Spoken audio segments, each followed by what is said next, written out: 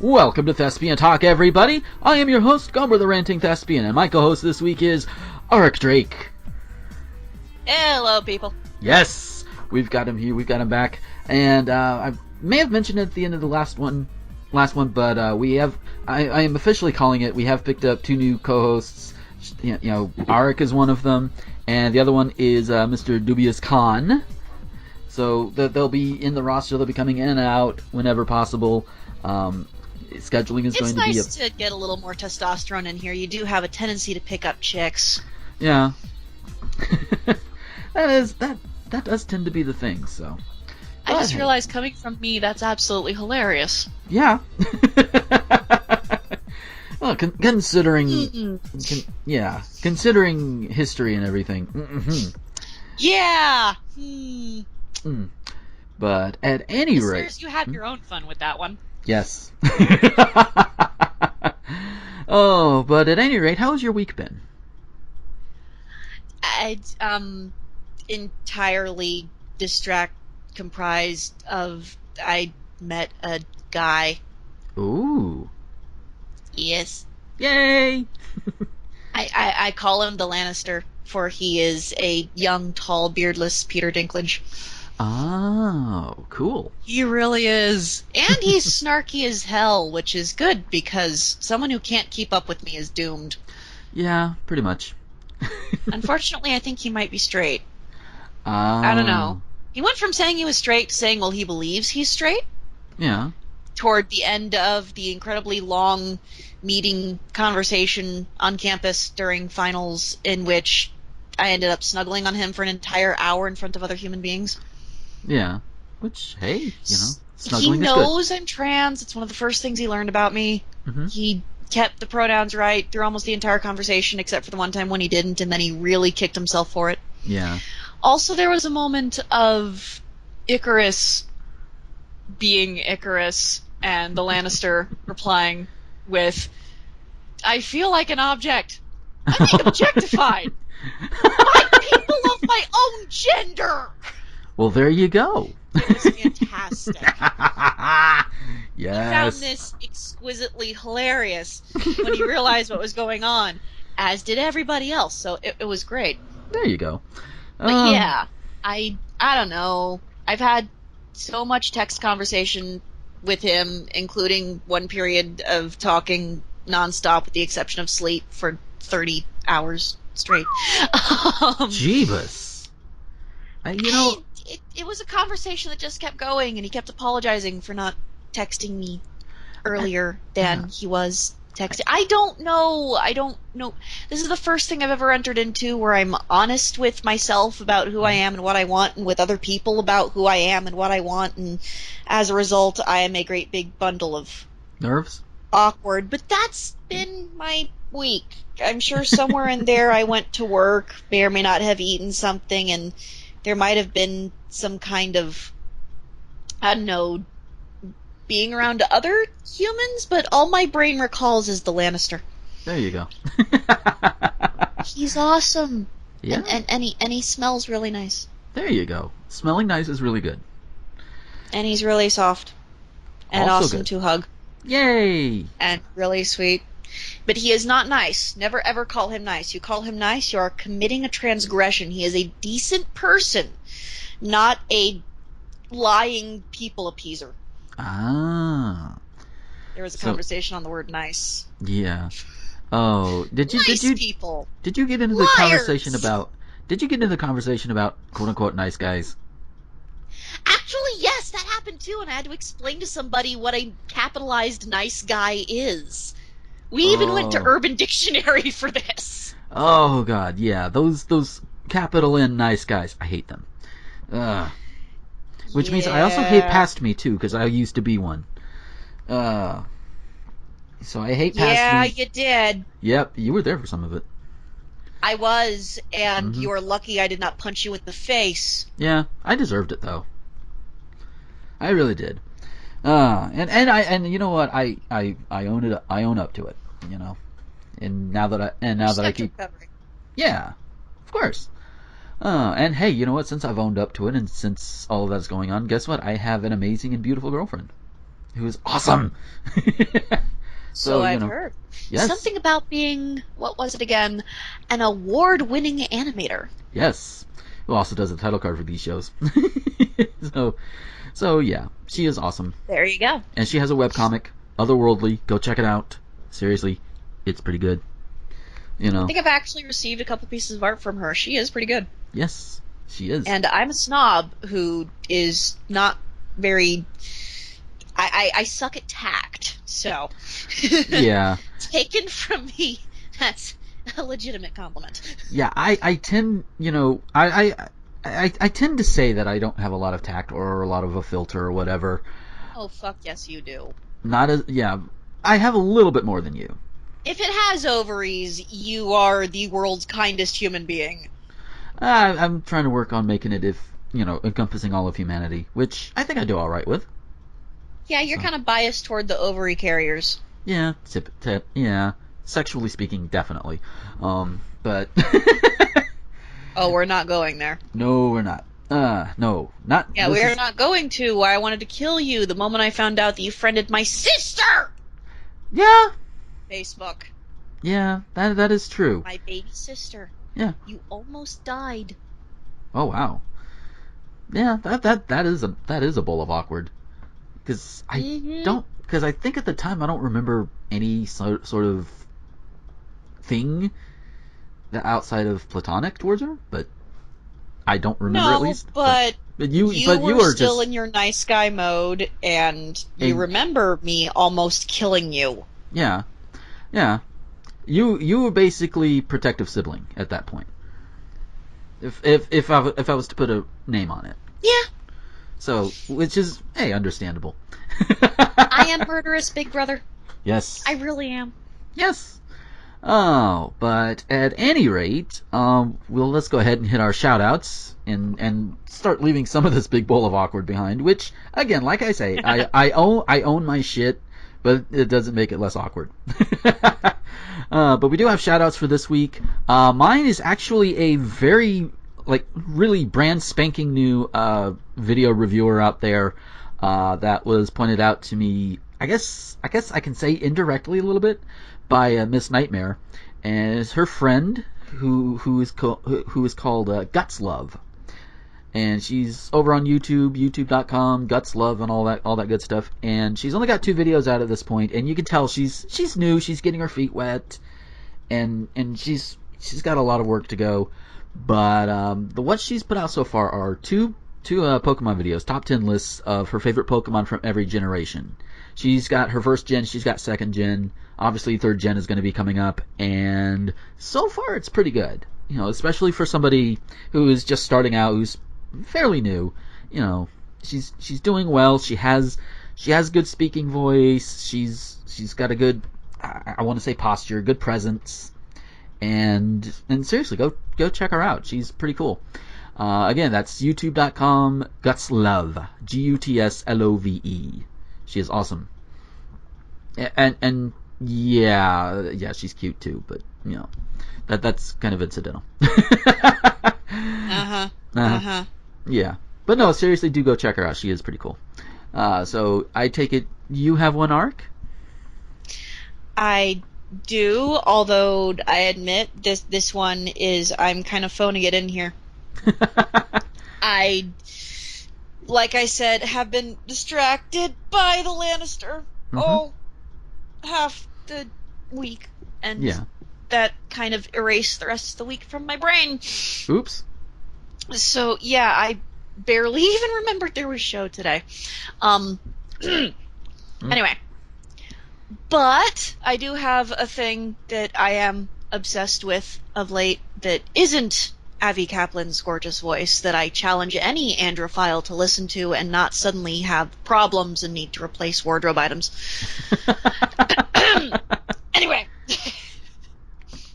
Shush. But there's this company that makes clothing that I am going to have a little more than I probably should of when my transition is to the point where it will actually be physically possible. They're called Scott E-Vest. Or is it Scott E-Vest? I never remember exactly how you're supposed to pronounce it. You could do multiple things with it.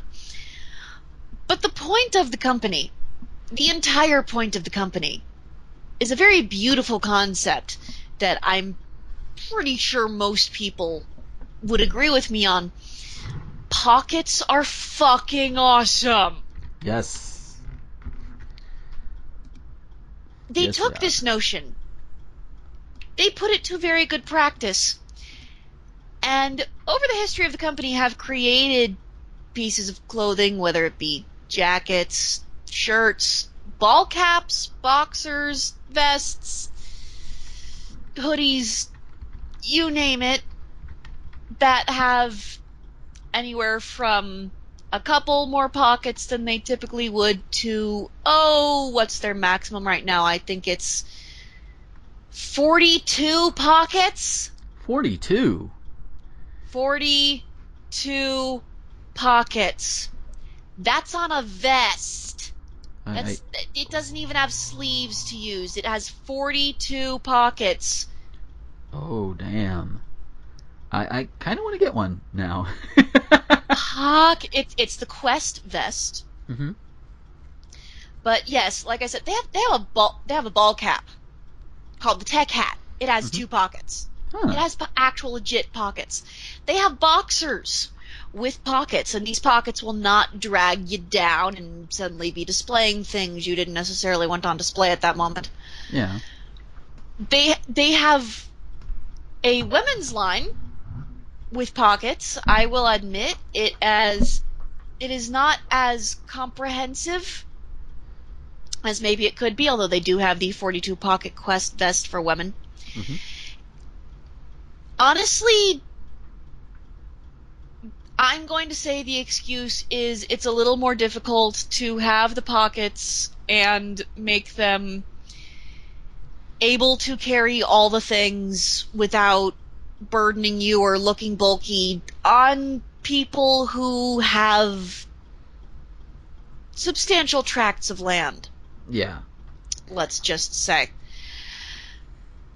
that it's difficult to work around, although I believe the women's line does have the distinction of having special to itself a jacket specifically designed with an area to put your handgun. Ooh.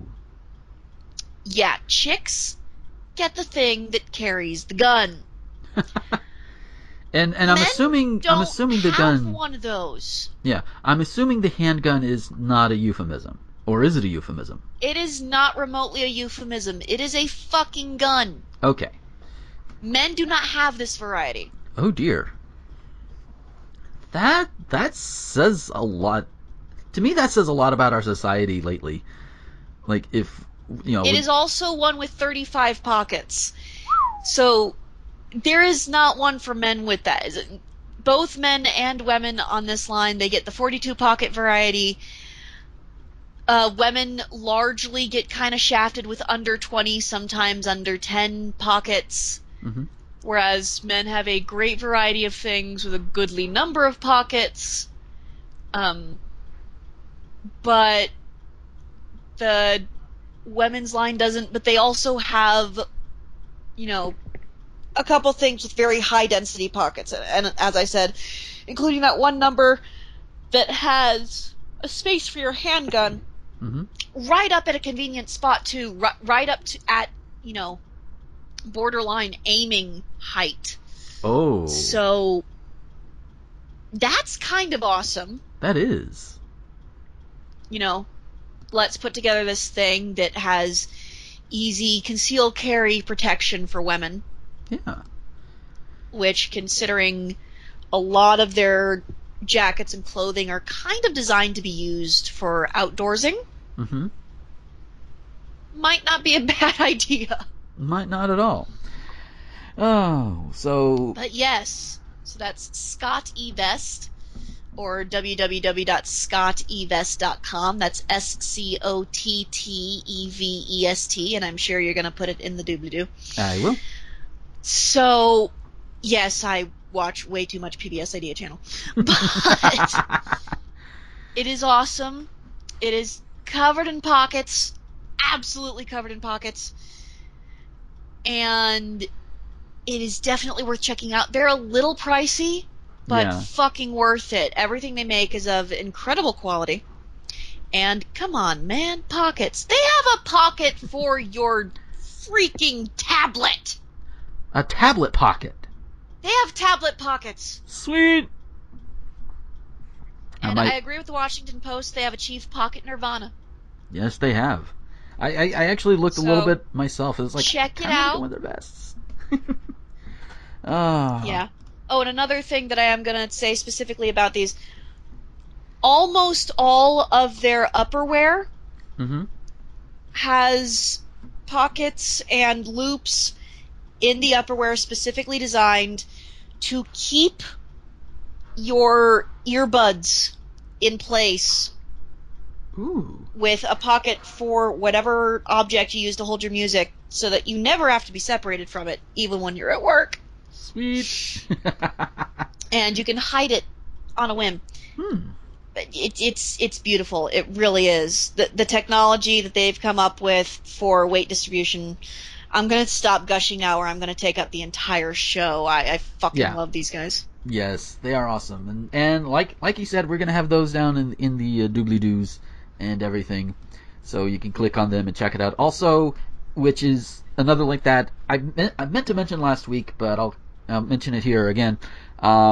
There's also on the issues, because U.S. presidential elections are coming around again. It's that season. You go there and you can check out the candidates that are current. I think the last time I looked, they hadn't updated with some of the more current presidential candidates or anything, or definitely not some of the more local ones to where I happen to be. But as they update it, you're you can in Florida. Yeah, I'm in Florida. Do we want news on those people? Well, no. It's partially news, but also they basically take out all the bullshit and say, here, this is where this candidate stands, this is where this candidate stands, etc. And you can even take that a little. Jeb is running is bullshit. Yeah, that is bullshit. I will agree with that. But and I'm gonna be hated on for this, but that Clinton is running is bullshit. I can't deal with her. I can't deal with her. Oh, yeah? I want the other chick. What's her name? Oh God. What's her fucking name? I think it starts with a W. Elizabeth Warren. Yes. Yeah. I want her. If a woman's gonna run on the Democrats' side of things, it should be Warren. Not Clinton, Warren. Yeah. Clinton is terrifying, has horrible opinions and ideas on video games, gay rights, education. Oh my God, her concepts on education. She just... I'm... Yeah. This is going to sound horrible to say, and please bear in mind, human beings, that I am opining in the grandest sense here. I'm not certain she lives in the real world anymore. I will admit I haven't paid too awful much attention to Hillary Clinton, mainly because... I remember her campaigning from 2008. Oh, yeah? And she scared me. And I was so glad when she did not make the nomination. Yeah. I just... Oh my gosh. No. Hillary. No. Just no. Please no. Warren, get your ass out there. Yeah. And a lot of people are wanting Elizabeth Warren to run, but she's like, I don't really want to. No. So, and we can't really... fault her at all for this. Who the fuck wants to go through the horribleness of a presidential campaign? I know, right? Well, but it isn't about what you want, woman. It's about what we need. Yeah. We need somebody who can be a serious contender for Clinton, who would actually do a solid job for this country. Yeah. Although I and have that's heard... you, whether you like it or not. Yeah.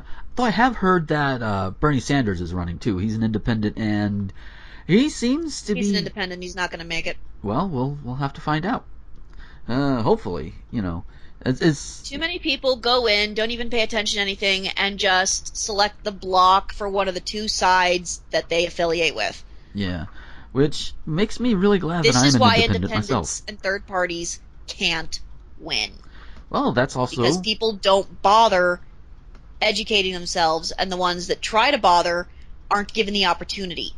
Not to mention we still have fucking Murdoch, sell your news stations! Yeah, fucking Rupert Murdoch. Just get your hands out of news, and if you're not going to, just be honest and label them entertainment propaganda. Yes. Fuck you. Looking at you, Fox Up News. the ass, sideways, rusty copper pineapple. Go, have fun. Yes. But you know what? You know where other shows will come in? Shows like this, shows like What the Fuck, shows like ours. That's where we come in. So, and we will do our best. We're not going to be perfect. This is assuming we're talking about people with the internet, which largely impoverished communities, which are disproportionately minority communities, kind of don't really have access to this shit. True. Plus, they're not going to listen to us. We're, white. Yeah, true. White people have a history of oppressing non-white people. Yeah, this is true. Although we can also always use our position of privilege to try and work for better. Whether or not people are going to outright listen to us. I have been ragged on a number of times, informed that I am joining the dark side, because I'm turning into a white male gamer. Yeah. Which apparently is, heterosexuality and middle class shy of the epitome of all evil. Yeah, it's like, yeah, and no, thanks. Gay men, please. Yeah. Men. Oh God, yes. I am not giving up men. No. Keep your pussies over there. I want my dicks over here, please.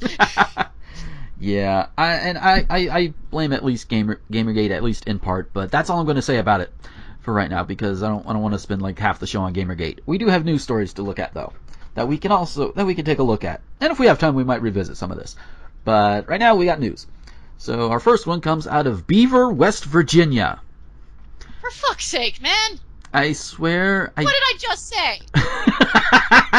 Well, to be fair, the Beavers are in West Virginia, so and you're where? What, out west? So I'm in Utah. Yeah, you're in Mormon country. You're in Mormon country, so you're all right. As previously stated. Yes.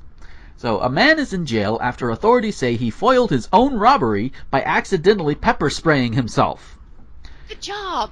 43-year-old Michael Kevin Meadows of West Virginia was arrested Wednesday for attempted robbery. Authorities say a man went into a pharmacy in Beaver on Tuesday wearing full camouflage and a paintball mask. The would-be robber started spraying pepper spray in an effort to take down employees, then walked into the cloud of pepper spray in front of him.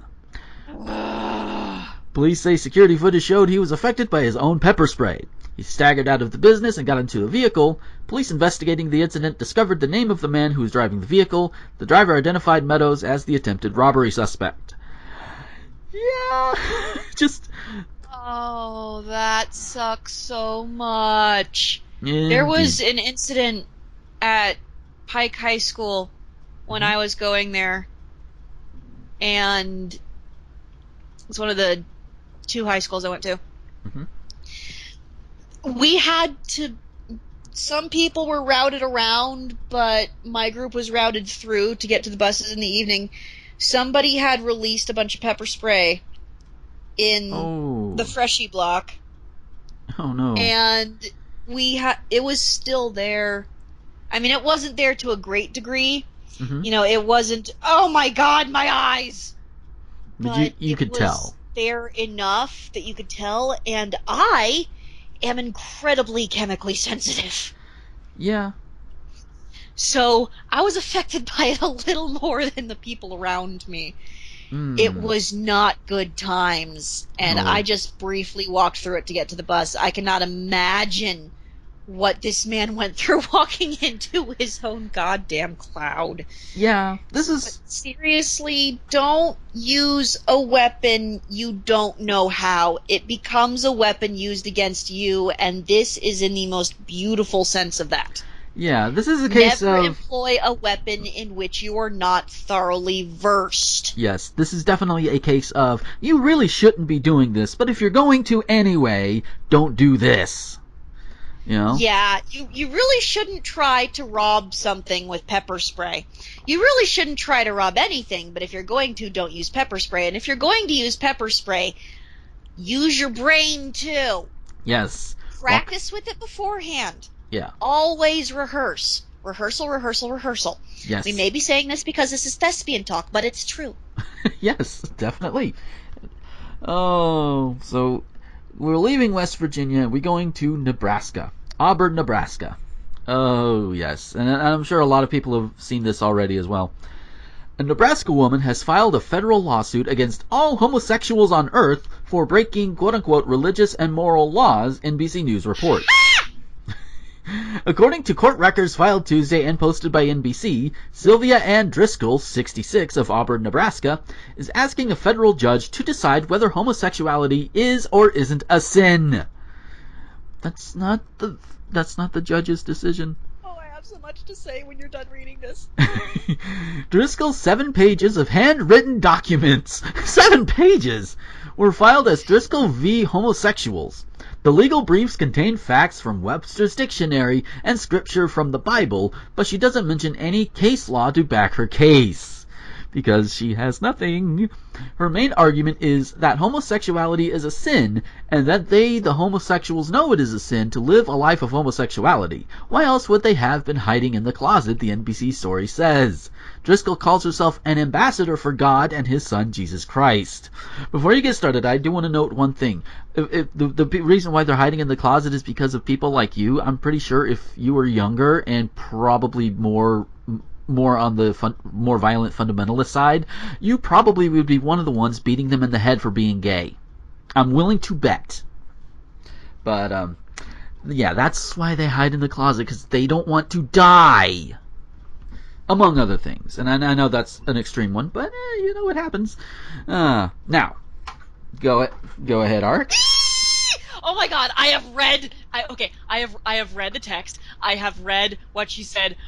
The grammar errors alone, it is practically unreadable. Oh, but God. It's fucking beautiful. She goes on and oh shit! Can I even keep myself composed for this? Okay, woman, you are a fucking shame. You are a circus sideshow, and I love you so much. Really, seriously, it is beautiful. It is one of the most lovely pieces of complete delusion I have ever read. I highly recommend everybody go out there, do a search, find. Oh my gosh, I think I had all the pages on the Gaily Grind. Oh, yeah? I think they did. Mm-hmm. And if they don't have it on the Gaily Grind, they have it on the Advocate, or somebody has it somewhere in the gay news community. I swear to you. It is absolutely brilliant. She goes on about, the history of homosexuality and Sodom and Gomorrah and all the stuff you're used to hearing, but she does it in such a way that it's better than Little Old Lady, because she's not even Little Old Lady yet. And she says that she's speaking on behalf of God because somebody has to. Uh-huh. And it's absolutely marvelous. You've seen people go on a religious soapbox. You ain't seen nothing, honey. Yeah. You ain't seen nothing yet. You want to see something? You take a look at this girl. She's got it going on. I am telling you. Just yes.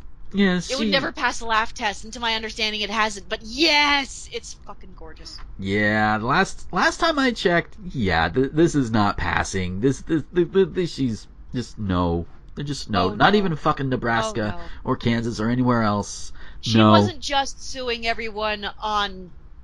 She isn't just suing everyone in the United States. She's suing every gay on Earth. Right, because that's Every LGBT on the planet. right. And no, that's not gonna work. No. Oh, lordy. So to keep It's beautiful. yes. So to keep with the religious theme for just a little longer, we go to Chicago. A well-known priest has been removed from the Chicago Archdiocese for having an inappropriate relationship with a woman. Which... Is this priest also a woman? Father Brendan Curran has been I'll with take Saint... that as a no. Nope. He's been with St. Plus Catholic Church in the Pilsen neighborhood since 2001. That's pious, honey. Pious. Pious. No, it's Pilscn. Is it supposed to be pious? Pius. Yeah, but it's not U.S. St. Pius Catholic Church. Oh. You said St. Oh. Plus. Pious. Oh. I'm reading the wrong damn word. But yeah, St. Pius, thank you. The Archdiocese says the relationship took place several years ago and there are no allegations of abuse. However, having a sexual relationship of any kind is considered immoral for Catholic priests. Then why are they fucking the altar boys? You know, it's like, you know... There's actually a theory that this is why they're fucking the altar boys. Yeah. The Dominican Friars Religious Order released a statement saying, though the incident occurred a number of years ago and ended, Father Brendan acknowledged his actions were inappropriate. Father Brendan affirms that this was an isolated instance, and he understands the consequences. Father Coran has left the Chicago area and will be moved to a different Dominican community. Because that's what they do. Yeah. Because, you know, it doesn't matter if it's... They don't actually fire anybody. They just take them to a different place. Because what are you going to do with them at that point? What they ought to be doing is excommunicating people. Yes. I'm not... Okay, you shouldn't get on somebody's case for following their bliss. But if you're gonna... actually get on their case. Yes. You know, if your rules say he can't be banging a woman, then... and he gets caught, then... excommunicate him. Yeah. And, end of story. Yeah, and let's see. And maybe he could go and be a Protestant and move on with his life. There you go. Let's see. Having a sexual relationship of any kind is considered immoral. Well, you know, what about, again, the priests that fiddle around with the altar boys or even the altar girls? I guess in some cases, I wouldn't know. Equal opportunity here. Altar girl is not a thing. Okay, altar girl is not a thing, but you get the idea. Why aren't they excommunicated and jailed? Oh, wait, we have to keep... For whatever reason, there's no real consequence. We're not going there today. No, we're not, but... there's actual research and things that have happened on this, and neither of us are prepared. Fair enough. But it just based on that alone, it just seems like they priests have no consequences for their actions, and it's kind of bullshit. Just a little bit. Not any real guilt ones. Will only take you so far. Yes. Don't get me wrong. Catholic guilt, almost as bad as Jewish guilt. But it will only take you so far. Yes. Oh, so our next one is these next two actually tie in together a little bit. And this first one, I will admit, when I saw it, I noticed it got posted a couple of months ago. I don't remember us talking about it, but it does play into the one right after this a little bit. So, even though the next one probably is a coincidence, but I wouldn't be surprised. What's the source for this? You don't have a source here. I probably got them from like Raw Story or something like that. I don't remember the exact sources. I don't have them written down, but they're definitely not places like the Daily Mail, Fox News, or Addicting I'm Info. Just checking. Yeah, so it's definitely not one of those places. A lot of the times, for full disclosure for everybody else, a lot of the times I try to get them from as local of news stories as I possibly can. A lot of the times. Sometimes I don't, but a lot of times I try to go as local as I can. Despite the fact that Texas has the third largest rate of HIV infection in the country, Texas House Republicans have voted to give funds targeted for HIV screening to abstinence-only education. Texas State Representative Stuart Spitzer made no secret of his intentions when he introduced a budget amendment that would take millions targeted for HIV and STD screening and give it to abstinence-only, in parentheses, non-education programs. He said it very plainly. My goal is for everybody to be abstinent until they are married. Democratic State Representative Sylvester Turner, who opposed Representative Spitzer's plan, shot back, my goal is for everybody to be HIV/AIDS free. Things went rapidly downhill from there, according to the Texas Observer. The floor debate... As they would. Of course they would. The floor debate was contentious and at times very personal. At one point, Democrat Harold Dutton asked Representative Spitzer if he had any experience with abstinence. I've had sex with one woman, and that's my wife, said Spitzer, who volunteered that he was a virgin when he married, at age 29. Not outside the realm of possibility, but he's a politician. I am going to say that's impressive and well done, sir. Yeah. But he's also really a politician. That is some serious self-restraint, assuming he has an average sex drive. He may not. Yeah, but he's also a politician. I'm going to give points where points are due. Yeah, if he's actually telling the truth, again, I take it with a grain of salt because politicians tend to lie. So if it's true, then you know what, good on him. You know. But if he's not lying, if he is, then he's scum anyway. But because of what he's trying to push through. Representative Dutton then asked Representative Spitzer if that had been completely his own choice, sending the Texas House chamber into an uproar. Oh! Ouch! I think Representative Dutton spent time on Tumblr. Just ouch. Quite possibly. Yeah, just ouch, dude. The debate, however, was not... That was just mean. That is.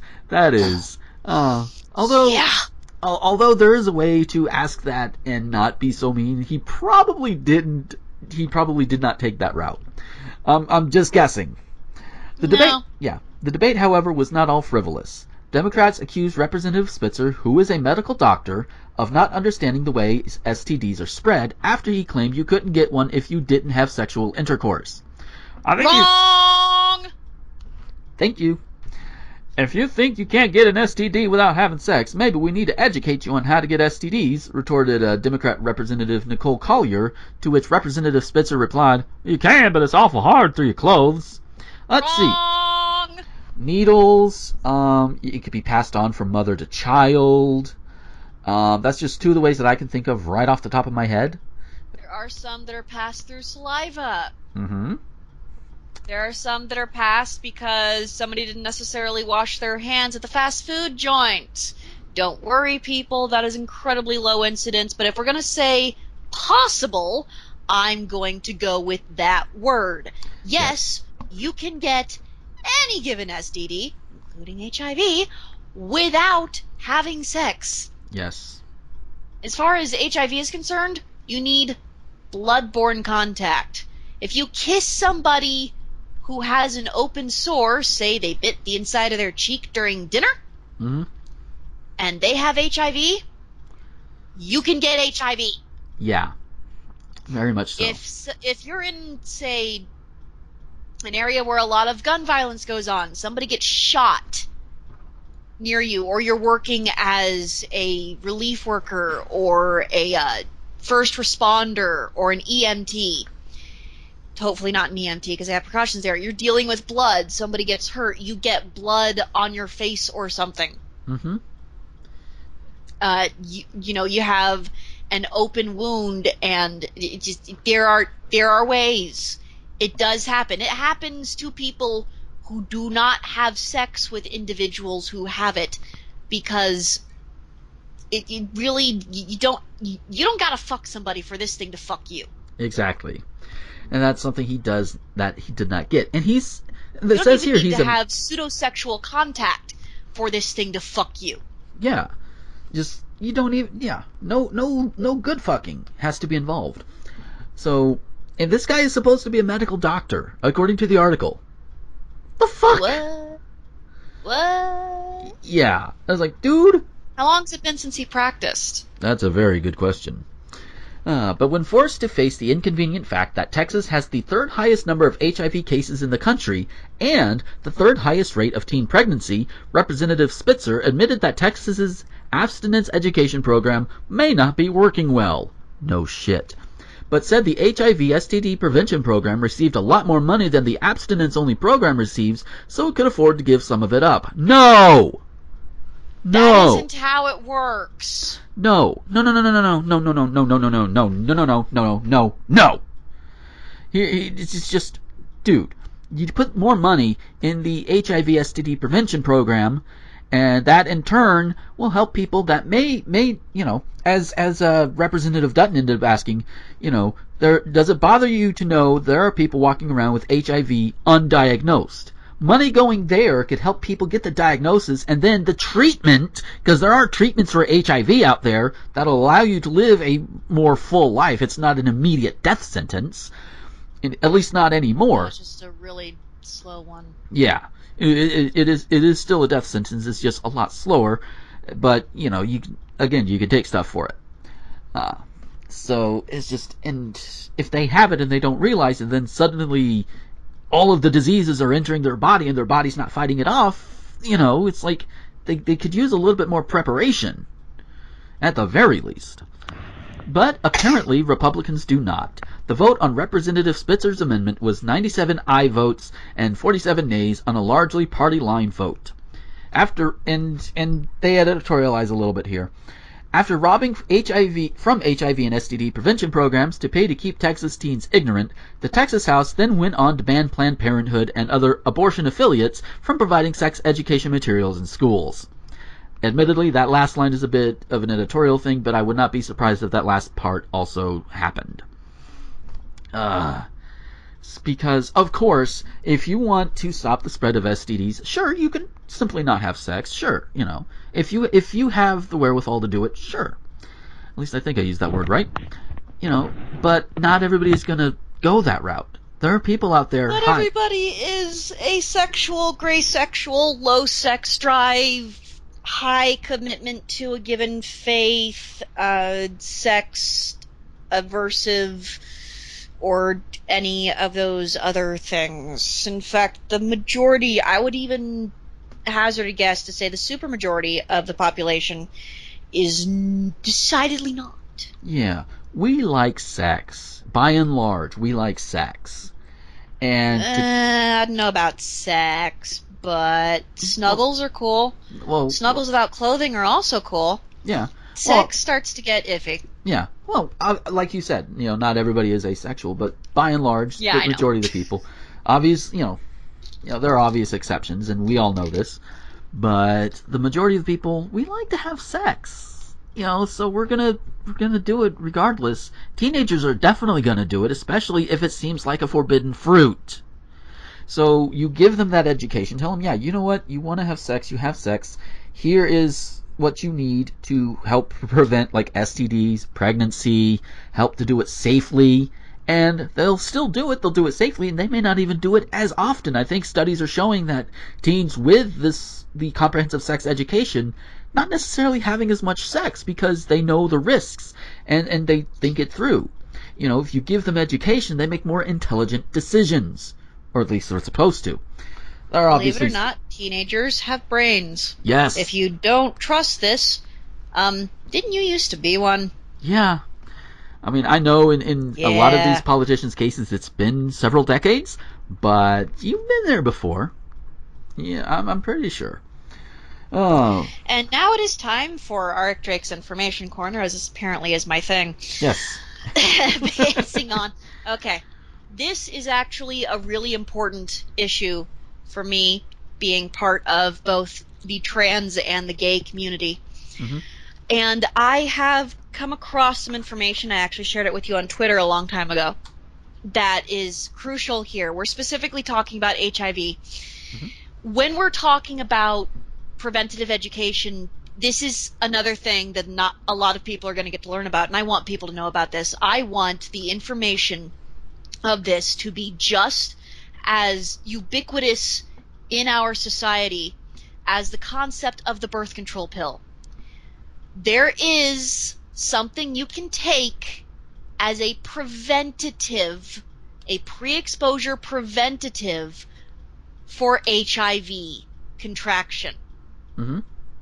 It is known as PrEP. P-R-E-P. It is a pill you can take that you must take daily. It decreases risk of people who are at high risk by up to 92%. I'm getting that figure from the Center for Disease Control. And I have a number of links here that will be in the doobly-doo. Yes. So keep your eye out for that.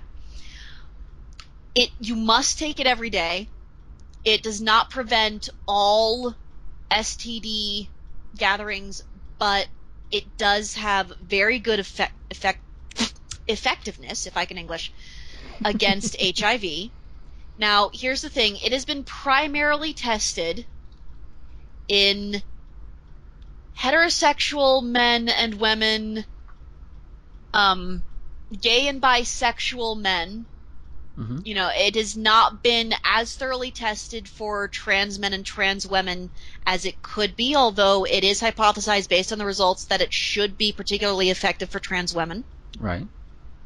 It has not been as tested with gay or bisexual women as it should be, although I'm guessing that's largely because first let's get people out there commonly knowing about the fact that dental dams exist, and that's a rant for another day. Yeah.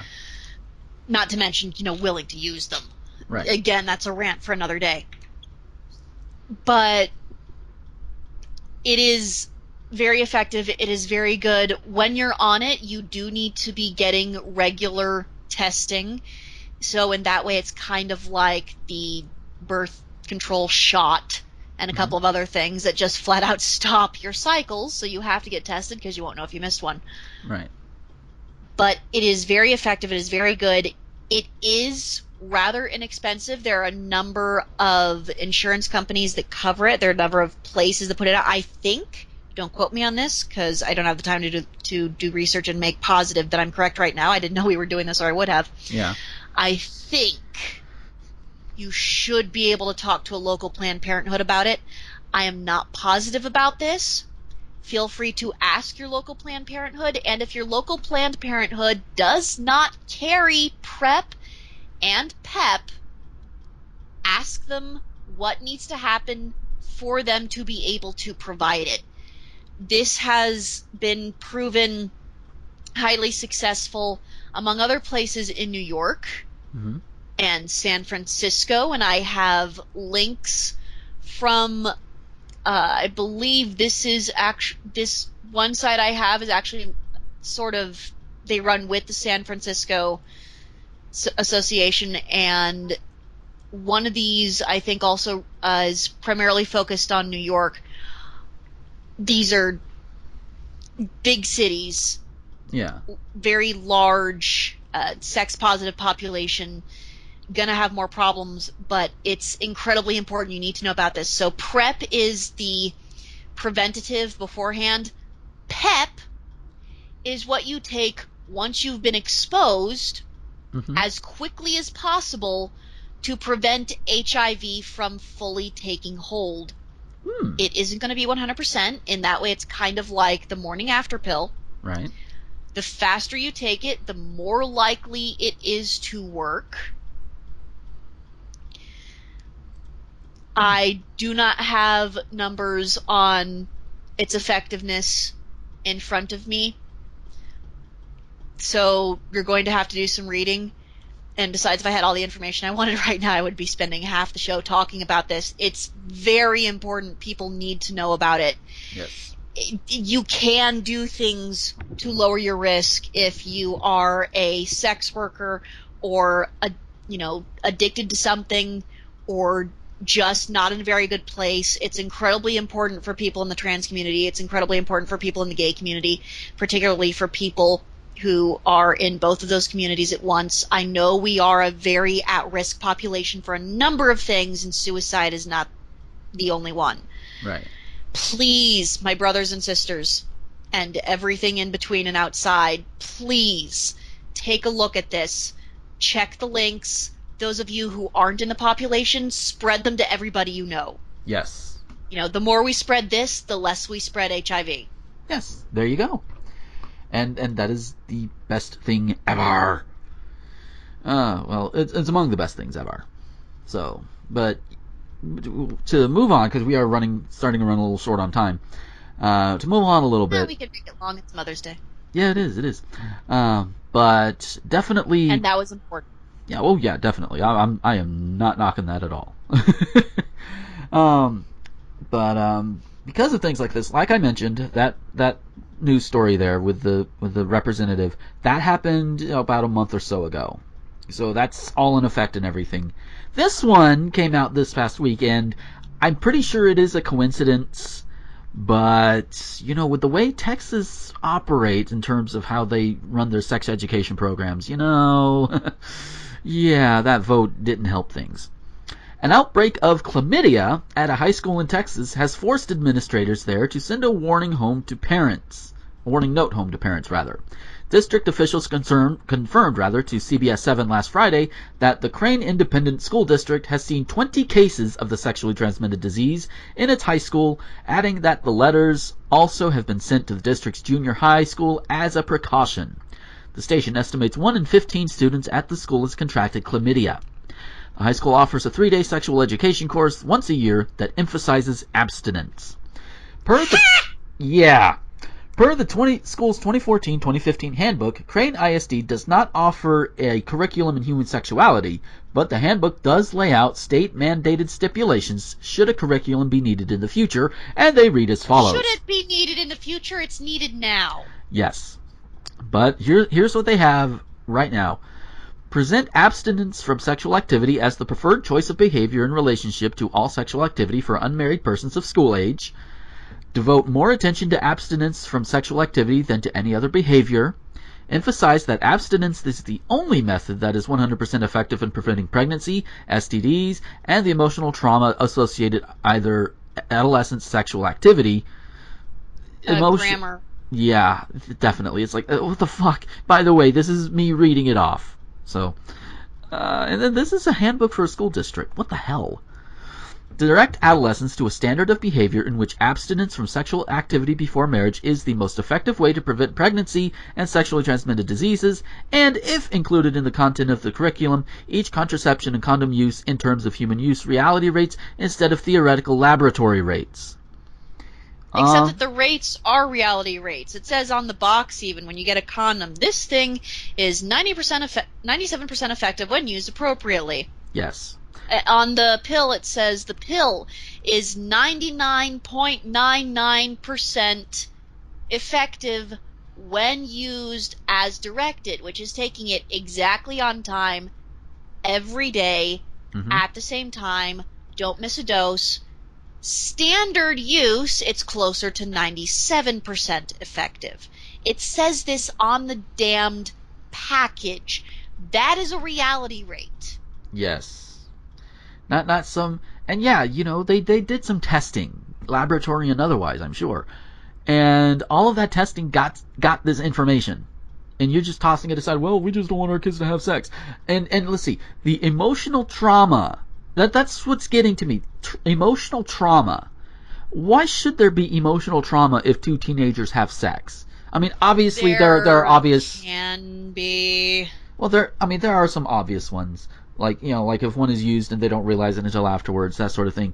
But assuming that two teenagers are up for it and they just go at it or what have you, And the bodies don't respond the way they think they're going to, or any number of other things, not to mention this is teenagers. You're a great big ball of hormones and neural activity. Who knows what's going to set you off? You don't even know what's going to set you off. Your chemicals don't even know what's going to set you off. Trauma is just part of being a teenager. This is true. So unfortunately. Yeah. But still, it's like, okay, instead of saying, yeah, just don't do it, and then, when they do it, they're like, well, because I'm willing to bet, let's see, if they go through this and they start going through the emotional trauma, how much you want to bet some of these parents would, just kind of guilt them. Be like, well, that's what you get for having sex outside of marriage, I know there are some supportive parents out there. I know there are plenty of them. Just I'm taking the kind of low end of the spectrum there. I admit that fully. In a conversation with the San Antonio Express-News on Monday, school superintendent Jim Rummage defended the abstinence-heavy course. That's not a bad thing. Of course he did. He has to. Yeah, that's not a bad thing, said Rummage. Because if kids are not having any sexual activity, they can't get this disease. That's not a bad program. Diana Martinez, a program is not good or bad based on whether it can theoretically work. A program is good or bad based on if it does work.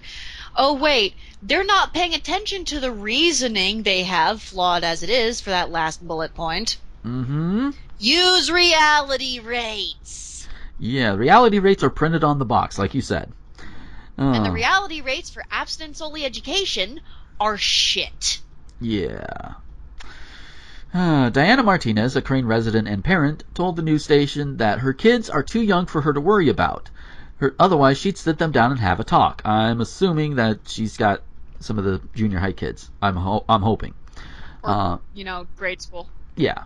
Honestly, this happens in any town, Martinez says. Parents need to be aware of the situation and make sure they tell their kids to be safe and practice safe sex. Thank you! Thank you. I like this one. Know what's going on. Yes. The school's health advisory committee met Monday to discuss the outbreak and formulate a response, which it will present to the school board on Monday, May 19th. I'm pretty sure we'll probably revisit this in the future. I wouldn't be surprised. But yeah, hopefully they get their heads out of their asses and realize what this mother has realized. Yeah, teach them about safe sex because they're kind of gonna do it anyway. You know, I'm teaching them looking to be at the safe. next story, and I'm noticing that this is a sex-heavy day today. It is. I didn't exactly plan it this way. I seriously don't. Let us move on so that the listeners know what I'm talking about. Yes, Orlando, Florida. Take a shot. Florida, take a shot. Yes. A Central Florida woman who was issued a driver's license that mistakenly labeled her a sexual predator said Thursday that she plans to file a defamation lawsuit against the county tax collector's office. Tammy You go, girl. Yes. Tammy Lemasters, 42, of Claremont, said she was denied service when trying to book a room at a hotel and has endured funny looks from cashiers when cashing checks because of the blue letters in the bottom right corner of her license that say sexual predator. I was afraid to drive in my car. I was afraid of getting pulled over, said Lemasters, who works as a restaurant trainer and is the mother of 3 teenagers. I was afraid of the kids being in the car. She's already filed a notice of intent to sue the Lake County Tax Collector's Office. The Tax Collector's Office serves as an agent for the Florida Department of Highway Safety and Motor Vehicles in issuing driver's licenses. She went to the Tax Collector's Office Thursday accompanied by her attorney and television cameras to get a new driver's license almost 3 weeks after she first noticed the mistake. And I know some people are thinking, and I admit at first I thought this too, was like, well, she noticed it 3 weeks ago. Did she not get it done at the time? And you know, to be fair, there could be... it takes time to file the appointment and get the camera crews, because you want the fucking camera crews there. This is bullshit. Yeah, but what I mean by that is, like, you know, why was it taking 3 weeks to get it corrected even? I mean, is it her fault? Is it their fault? I honestly don't know. And I know some people would be asking that right off the bat. So, let's see. Lemaster says she was turned away from a theme park, a hotel, and had trouble picking up her kids from school. She has never been charged with any sex-related crime, which I'm pretty sure if you look up the court system or whatever, I'm pretty sure they would have it there if she was. They don't only have it there. There is a listing of everybody who has ever been convicted for anything related to sexual crime, even if you are, say, 9 years old.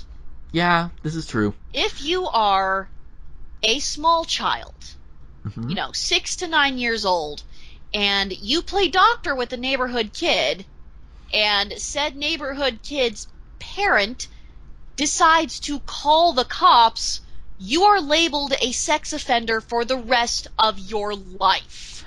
Yeah. I am not exaggerating. Yeah, 9 years old. And I am also going to get off my soapbox because I'll go forever on this one too. Yeah.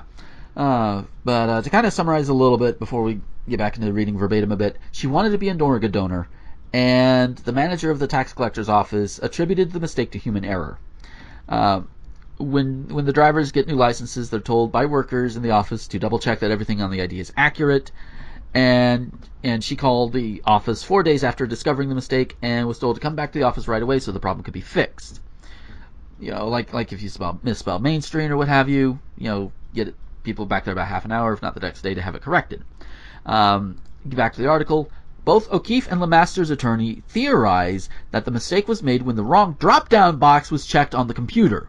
The Motor Vehicle Agency software is being updated, and one of the changes being proposed includes adding a pop-up window that would ask workers issuing licenses whether they are sure when they are clicking sexual predator.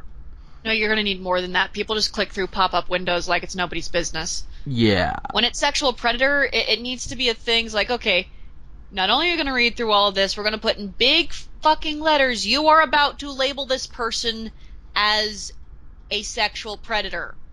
And it needs to have a supervisor's authorization and a link to a police report to verify that they actually are one. This is what I'm proposing.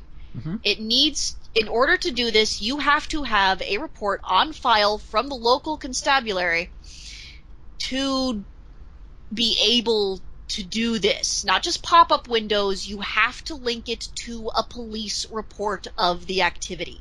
Yes. You have to have a court order to put this on their license. Yeah, that would work out, and that's a really good idea. I really hope Florida actually picks up on that. Are you guys listening down there? I hope so. But yeah. Dudes, tweet it. Yes. Seriously, tweet that. Tweet that shit. This. Yeah.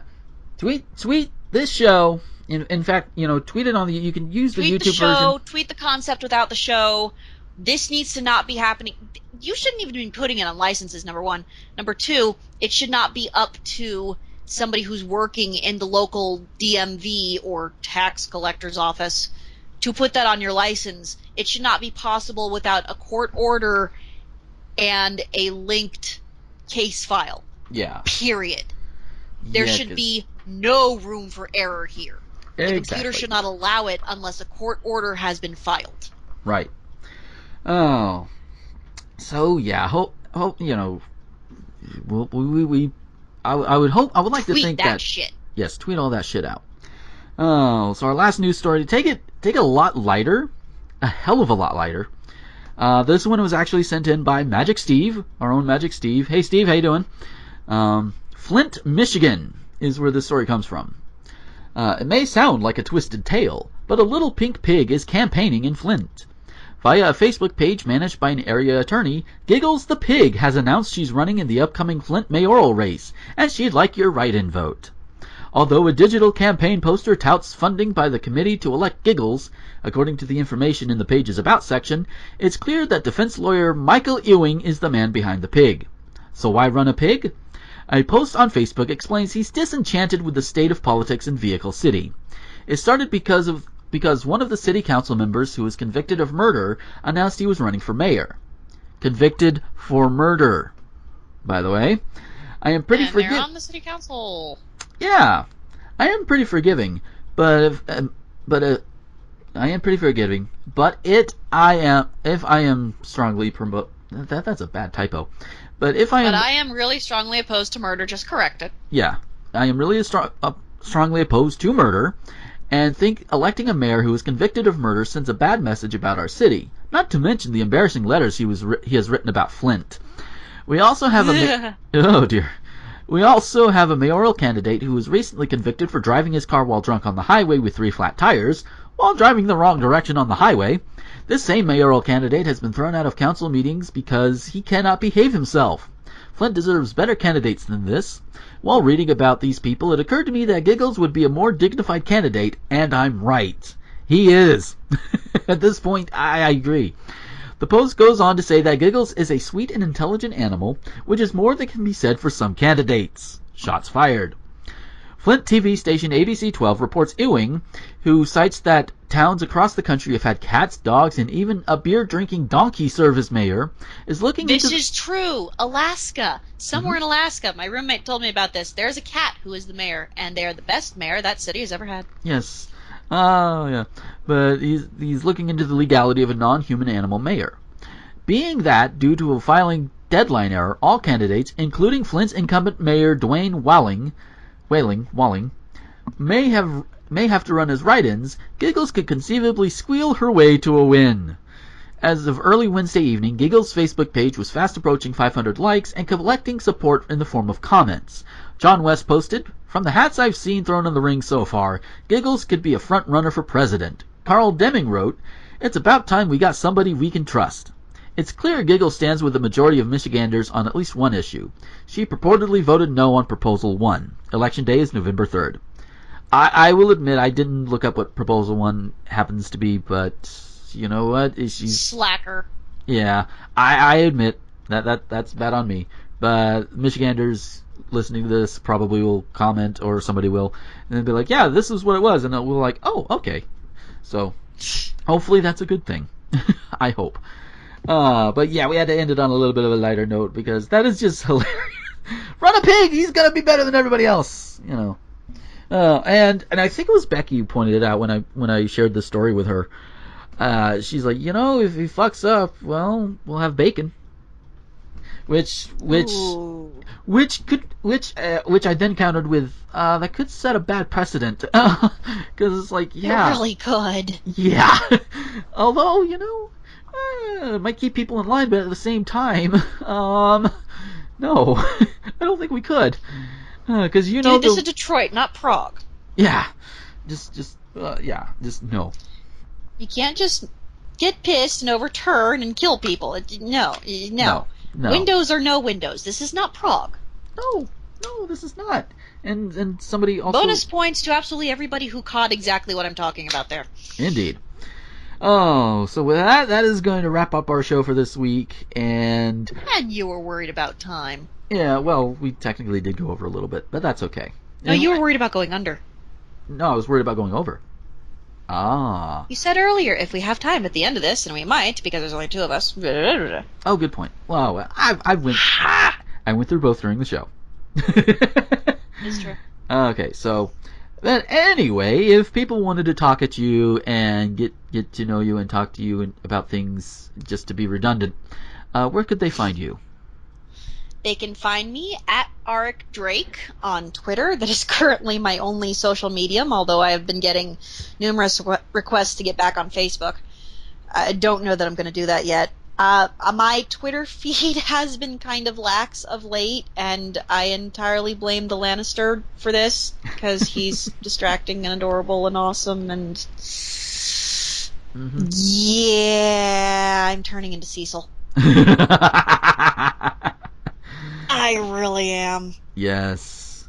And you know what? I'm glad we got... I don't see a problem with this. I'm glad you're into Welcome to Night Vale now. Because Squeak. Yeah, well... Idea Channel. Yes, there you go. PBS Idea Channel. There you go.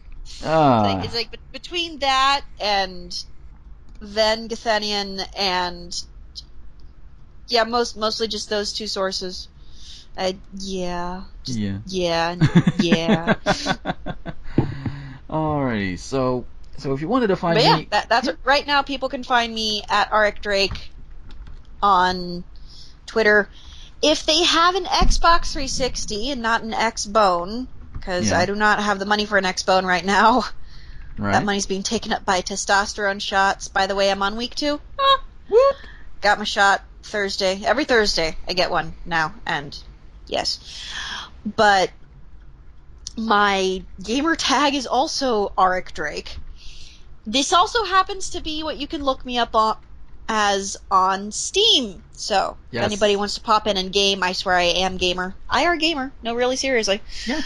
Then they can use that basically to find me anywhere. That is, I'm doing my damnedest to link everything to a single pseudonym. Yeah, kind of like how I do. There you go. Kind of like how I do. In fact, if you want to find me on like the Twitters and the Tumblrs and most places, really, just find me at Gomer21XX. I do have a Facebook fan page at Gomer the Ranting Thespian. Go check it out. Give it a like. You'll get updates for all of the latest things that I do. And if you don't want to, you'd prefer to go to the sites, you can go to rtgomer.com or nerdvice.com. That's where my stuff also goes up. And some of it a little bit later than others. Because I know probably by the end of this week I'm going to try and push for the Gomer Plays Redo of Mega Man 3 playlist to go up on Nerdvice this week. It was awesome. It was a lot of fun. That wraps up, and then the new one starts up later this week. Also, these shows go up there. And also, you can find this show and all the other shows that I do, except for the new one, Audio Babbles. That's not quite iTunes ready yet, but everything else, you can find them up on iTunes. Go give them a subscription and all that good stuff, and you can take them with you. And you can easily put them on your iPod, and you don't have to worry about missing an episode, because it'll update it for you. It is awesome. So with that, thank you guys for listening, and we will catch you next time. And until then, this is Gomer, the Ranting Thespian, with Arik Drake, signing off. Thespian Talk is an RT Gomer Productions presentation. Our show's theme is Kick Shock by Kevin MacLeod. Find out more at incompetech.com. If you like this show and want to help support future episodes, head over to patreon.com/Gomer21XX. For a contribution as little as $1 per production, you can get early access to all future productions, as well as monthly Patreon-only vlogs and announcements. Our show's artwork was produced by the talented Becky Hopkins, who can be commissioned by going to patreon.com/BeckyHop. Check us out on iTunes or visit rtgomer.com for more great shows.